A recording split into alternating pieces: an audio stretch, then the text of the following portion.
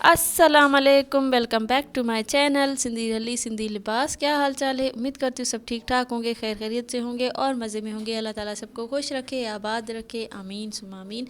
हंसते रहें, मुस्कुराते रहें और इसी तरह मेरे वीडियोस को एंजॉय करते रहें जी।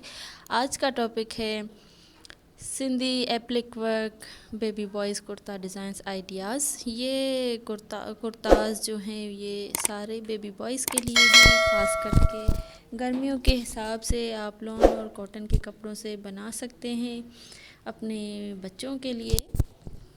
बहुत ही प्यारे प्यारे कलरफुल ब्यूटीफुल डिज़ाइंस हैं, ख़ास करके बेबी बॉयज़ के लिए। आप चाहें तो अपनी बेबी गर्ल्स के लिए भी बना सकते हैं। ये कुर्ताज़ बच्चों पे बहुत ही प्यारे लगते हैं, बहुत ही खूबसूरत लगते हैं।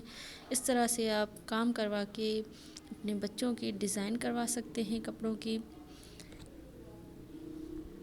बहुत ही खूबसूरत लगते हैं, बहुत ही प्यारे लगते हैं।